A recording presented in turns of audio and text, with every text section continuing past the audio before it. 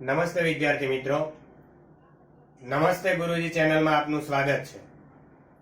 Nobel Classes, Sunrise Classes, Shubhalakshmi Digital High School અને Sharada school of કોમર્સના માધ્યમ દ્વારા આજે આપણે આંકડાશાસ્ત્ર વિષય ઉપર ચર્ચા કરીશું.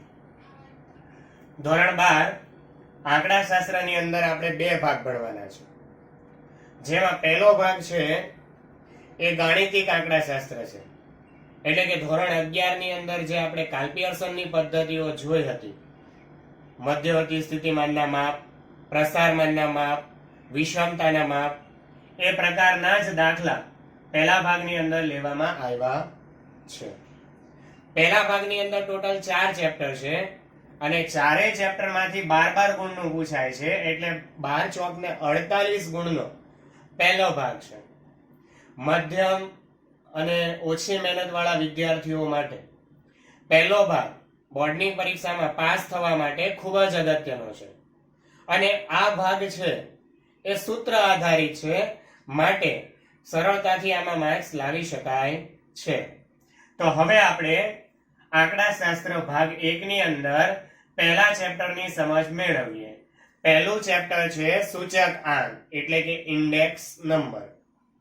મિત્રો, આ ચેપ્ટરની અંદર આપણે જતા પહેલા સામાન્ય થોડો ખ્યાલ મેળવી લઈએ કે દેશના અર્થતંત્રની અંદર જે મહત્વના નિર્ણયો લેવાના છે, બજેટ બનાવવાનું છે, આયોજન કરવાનું છે, એ માટે આ ચેપ્ટર ખૂબ જ અગત્યનું છે.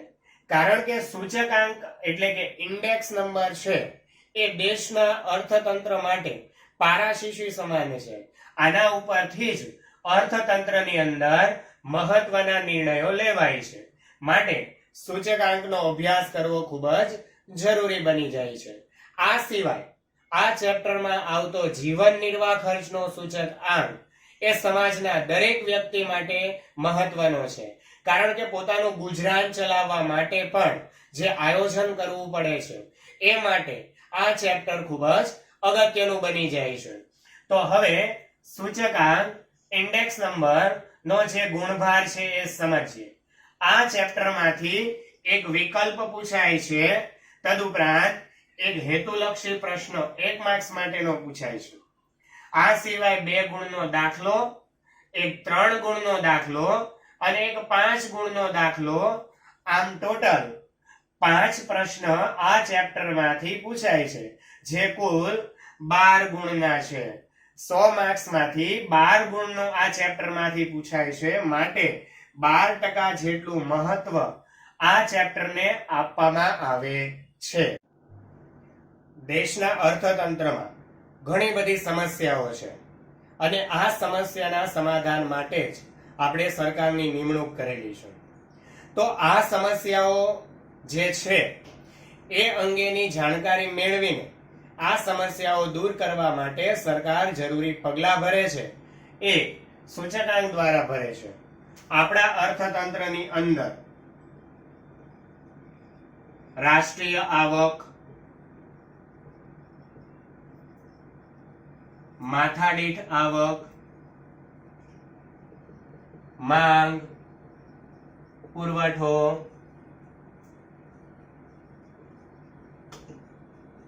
બજાર કિંમત,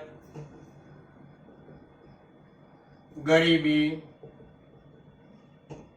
બેરોજગારી, જન્મદર, મૃત્યુદર, શિક્ષણ, આરોગ્ય, મૂડી જેવી ઘણી બધી સમસ્યાઓ છે. આ સમસ્યાઓ ક્યારેય સ્થિર રહેતી નથી. એટલે કે આપેલી જે માહિતી છે એના આંકડાઓમાં વધારો ઘટાડો થાય છે. એટલે કે એમની દિશા અને એમનું પ્રમાણ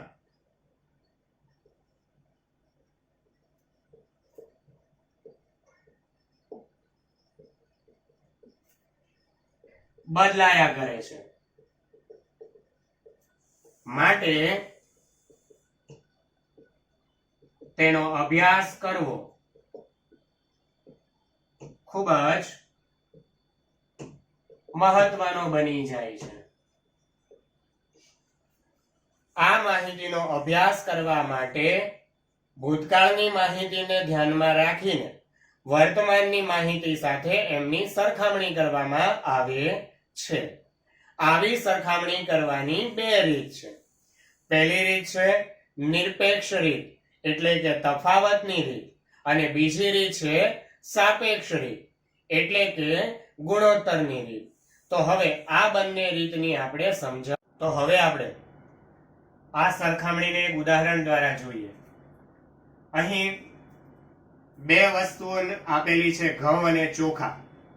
2018 માં ઘઉંનો ભાવ 30 રૂપિયા હતો, જે 2019 માં વધીને 36 થાય છે, અને ચોખાનો ભાવ 2018 માં 40 હતો, જે વધીને 46 થાય છે. તો સૌથી પહેલા તફાવતની રીત એટલે નિરપેક્ષ રીત લઈએ છીએ. આ પદ્ધતિમાં આપણે કોઈ સરખામણી કરવાની થાય તો એની અંદર માત્ર તફાવતનો જ આધાર લેવાનો છે. ઘઉંનો ભાવ 30 રૂપિયા હતો, જે વધીને 36 થયો, એટલે માટે એકમ દીઠ 6 રૂપિયાનો વધારો થાય છે એવું આપણે કહી શકીએ છીએ. જ્યારે ચોખાનો ભાવ 40 રૂપિયા હતો, જે વધીને 46 રૂપિયા થાય છે, માટે ચોખામાં પણ 6 રૂપિયાનો વધારો થાય છે. તો પ્રાથમિક નજરે જોતા એવું લાગે છે કે બંનેના ભાવમાં એક જ સરખો વધારો થાય છે. બંનેમાં 6 રૂપિયાનો વધારો થાય છે. આ આપણે તફાવતની રીત દ્વારા જોયું. પણ સરખામણી કરવા માટેની તફાવતની રીત છે એને યોગ્ય ગણી શકાય નહીં, કારણ કે અહીંયા બંનેમાં ભલે 6 રૂપિયાનો વધારો થાય છે, પણ બંનેના સરખામણી કરવા માટેના આધાર સરખા નથી. અહીંયા 30 રૂપિયાનો વધારો થાય છે, જ્યારે અહીંયા 40 રૂપિયાનો વધારો થાય છે, માટે આ પદ્ધતિ યોગ્ય ગણી શકાય નહીં. દાખલા તરીકે બીજું એક ઉદાહરણ લઈએ કે એક ધોરણ 12 નો વિદ્યાર્થી 40% ગુણ લાવતો હોય, જે 70% ગુણ લાવે, અને બીજો વિદ્યાર્થી 90% ગુણ લાવતો હોય, તે 92% ગુણ લાવે, તો આપણે એવું ન કહી શકીએ કે આ વિદ્યાર્થી વધારે મહેનત કરે છે અથવા આ વિદ્યાર્થી વધારે મહેનત કરે છે. તફાવત કાઢતા આપણને પહેલા વિદ્યાર્થીનો તફાવત વધારે લાગે છે, પણ બંનેની સરખામણી જ થઈ શકતી નથી, કારણ કે બંનેના આધાર જુદા જુદા છે. માટે આ પદ્ધતિ યોગ્ય ગણી શકાય નહીં.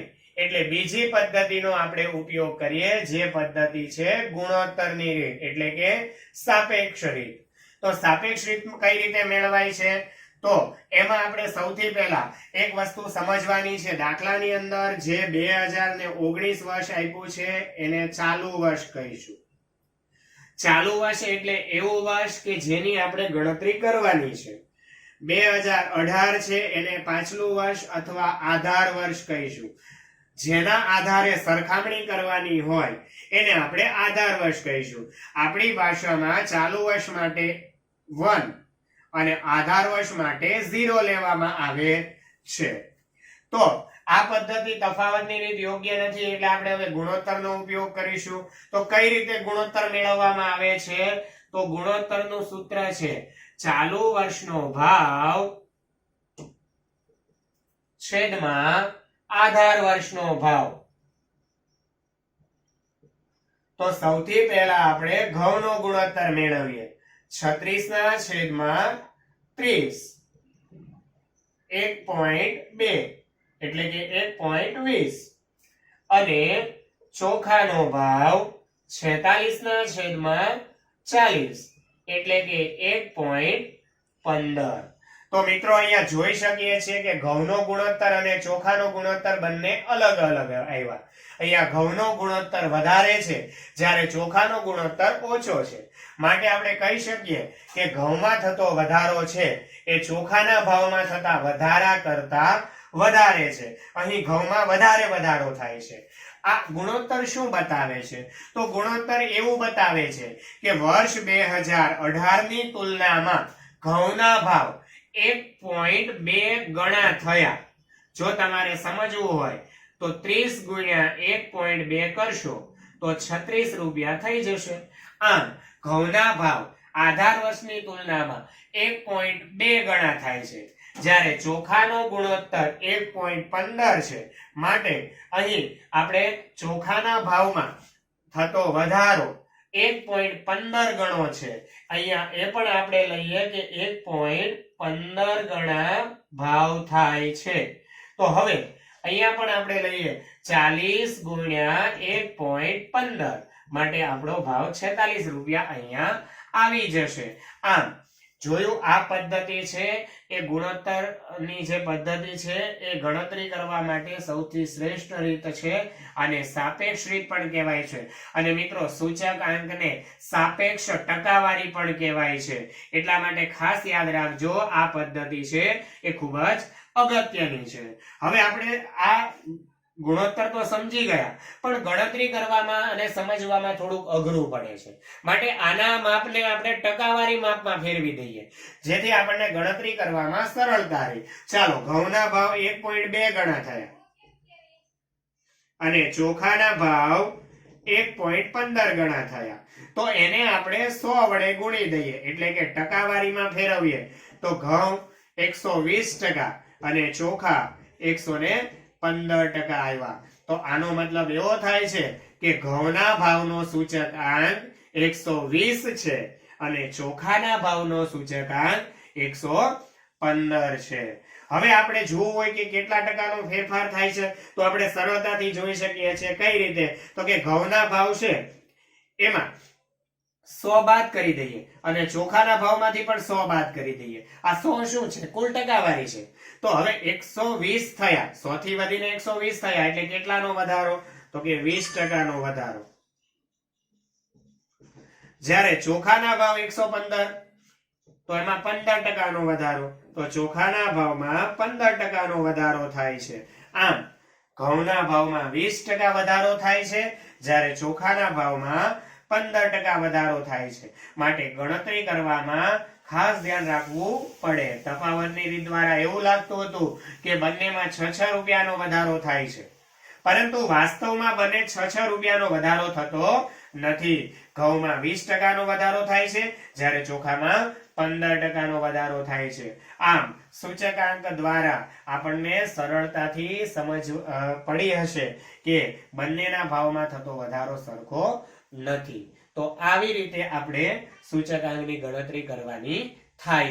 તો હવે આપણે જરૂરી વ્યાખ્યાઓ જોઈએ. વ્યાખ્યા નંબર 1, ભાવ સાપેક્ષ. આગળ આપણે જોયું કે સરખામણી કરવાની 2 રીત હતી, એમાં બીજી રીત હતી ગુણોત્તરની રીત, એટલે સાપેક્ષ રીત. તો ભાવ સાપેક્ષનો મતલબ થાય છે ભાવનો ગુણોત્તર.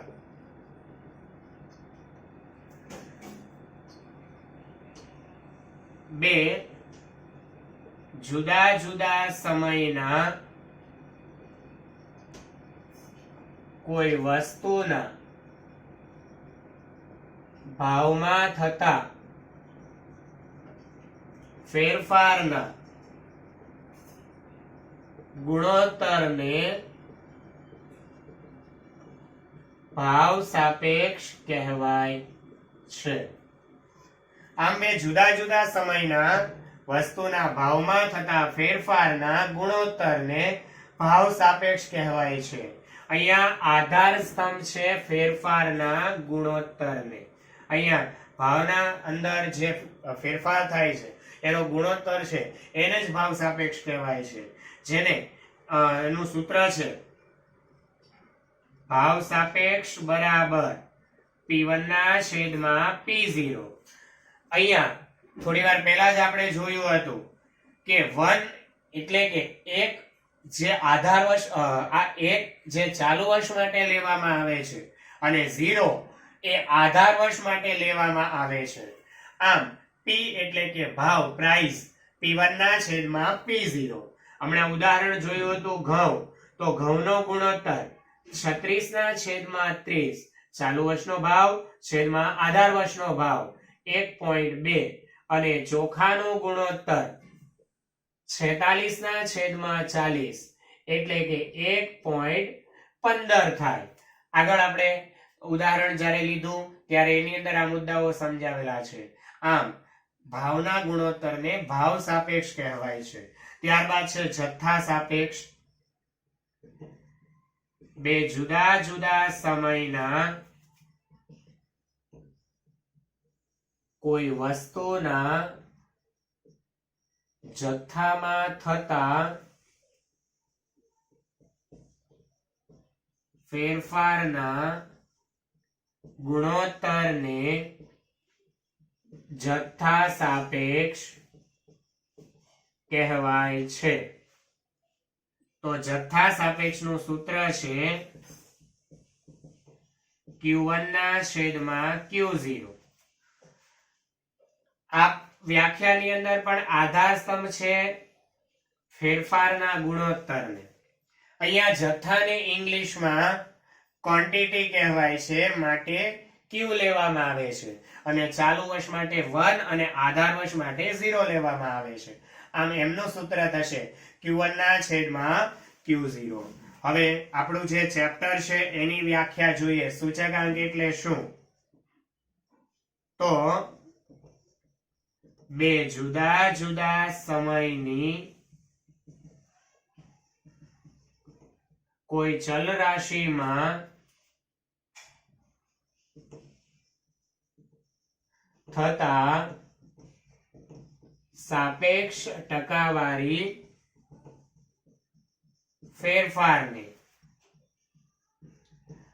સૂચકાંક કહેવાય છે. બે જુદા જુદા સમયની કોઈ ચલ રાશિમાં થતા સાપેક્ષ ટકાવારી ફેરફારને સૂચકાંક કહેવાય છે, જેને સંકેતમાં કેપિટલ I વડે દર્શાવાય છે. કારણ કે સૂચકાંકને ઇંગ્લિશમાં ઇન્ડેક્સ નંબર કહેવાય છે, માટે શોર્ટમાં I વડે દર્શાવાય છે. આ વ્યાખ્યાનો આધાર સ્તંભ છે સાપેક્ષ ટકાવારી. એટલે કે આ ગુણોત્તરને જો તમે ટકાવારીમાં ફેરવી દો, અહીંયા 100 વડે ગુણી દો, તો આ થઈ જાય ભાવનો સૂચકાંક અને આ થઈ જાય જથ્થાનો સૂચકાંક. તો સૂચકાંકનું સૂત્ર છે P1 ના છેદમાં P0 ગુણ્યા 100, જ્યાં I બરાબર સૂચકાંક, P બરાબર P1 બરાબર ચાલુ વર્ષની ચલ રાશિ અને P0 બરાબર આધાર વર્ષની ચલ રાશિ. તો હવે આપણે ઘઉંનો સૂચકાંક લઈએ તો 36 ના છેદમાં 30 ગુણ્યા 100 120 અને ચોખાનો ગુણોત્તર લઈએ તો 46 ના છેદમાં 40 બરાબર 115. આમ ઘઉંનો સૂચકાંક 120 થાય અને ચોખાનો સૂચકાંક 115 થાય. માટે ફરી એક વખત વ્યાખ્યા સમજીએ. બે જુદા જુદા સમયની કોઈ ચલ રાશિમાં થતા સાપેક્ષ ટકાવારી ફેરફારને સૂચકાંક કહેવાય છે. અહીંયા ચલ રાશિ શબ્દ એટલા માટે વાપર્યો છે એ ભાવનો સૂચકાંક હોય તો ભાવ, જથ્થાનો સૂચકાંક હોય તો જથ્થો, ઉત્પાદનનો સૂચકાંક હોય તો ઉત્પાદન, જીવન નિર્વાહ ખર્ચનો સૂચકાંક હોય તો જીવન નિર્વાહ ખર્ચ. આમ જેનો પણ સૂચકાંક ગણવાનો કે એ આપણે ત્યાં લેવાના થાય છે. માટે તો હવે આપણે સૂચકાંકના લક્ષણો જોઈએ. સૂચકાંકના લક્ષણમાં પહેલું લક્ષણ, સૂચકાંક એ સાપેક્ષ ટકાવારી માપ છે. મિત્રો, સૂચકાંક એ આધાર વર્ષની તુલનામાં ચાલુ વર્ષે ભાવ સપાટીમાં કેટલા ટકાનો વધારો થાય છે તે દર્શાવે છે. માટે સૂચકાંક એ ટકાવારી માપ છે. ત્યારબાદ બીજો મુદ્દો, સૂચકાંક એ તુલનાત્મક માપ છે. સૂચકાંક એ બે જુદા જુદા સમયની ચલ રાશિની ટકાવારી દ્વારા સરખામણી કરે છે, એટલા માટે સૂચકાંક એ તુલનાત્મક માપ છે.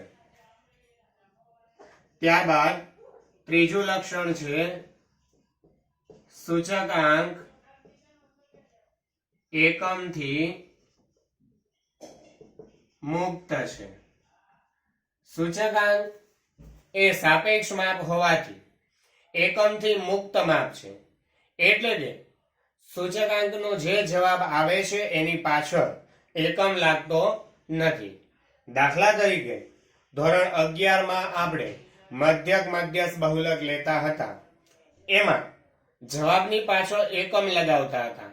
ધારો કે કોઈ એક શાળાના ધોરણ 12 ના વિદ્યાર્થીઓનો વજનનો મધ્ય 68 કિલોગ્રામ આવ્યો તો જવાબમાં 68 ની પાછળ કિલોગ્રામ લગાવવામાં આવે છે. પરંતુ અહીંયા જે સૂચકાંક મેળવવામાં આવે છે એની પાછળ કોઈ એકમ લગાવવામાં આવતો નથી, કારણ કે સૂચકાંક એ સાપેક્ષ માપ હોવાથી એકમથી મુક્ત છે. મિત્રો, એક પ્રશ્ન છે જે પરીક્ષામાં વારે વારે પૂછાય છે કે ઘઉંના ભાવનો સૂચકાંક ₹380 છે. આ વિધાન ખરું છે કે ખોટું? જણાવો. અને જો ખોટું હોય તો સુધારીને ફરીથી લખો. તો જવાબ છે આ વિધાન ખોટું છે, કારણ કે સૂચકાંક એ એકમથી મુક્ત માપ છે, માટે એકમ લાગશે નહીં. અને સુધારેલું વિધાન આ પ્રમાણે થશે. સૂચકાંક નું સુધારેલું વિધાન આ પ્રમાણે થશે કે ઘઉંના ભાવનો સૂચકાંક 380 છે. તો હવે ચોથો મુદ્દો જોઈએ. સૂચકાંક સરેરાશના બધા જ લક્ષણો ધરાવે છે. એટલે કે સૂચકાંકમાં ત્યાર પછીનું ચોથું લક્ષણ છે સૂચકાંક સરેરાશના બધા જ લક્ષણો ધરાવે છે. એટલે કે સૂચકાંકમાં સરેરાશના બધા જ લક્ષણોનો સમાવેશ થાય છે. સૂચકાંકમાં જ્યારે સામાન્ય સૂચકાંક મેળવવામાં આવે છે ત્યારે સાદો મધ્યક, કૌટુંબિક અંદાજપત્રની રીતે જ્યારે સૂચકાંક મેળવવામાં આવે છે ત્યારે ભારિત મધ્યક, અને ફિશરની પદ્ધતિથી જ્યારે સૂચકાંક મેળવવામાં આવે છે ત્યારે ગુણોત્તર મધ્યક નો સમાવેશ થાય છે. એટલે કે અહીંયા સરેરાશના બધા જ લક્ષણો જોવા મળે છે. ત્યારબાદ પાંચમો મુદ્દો છે સૂચકાંક એ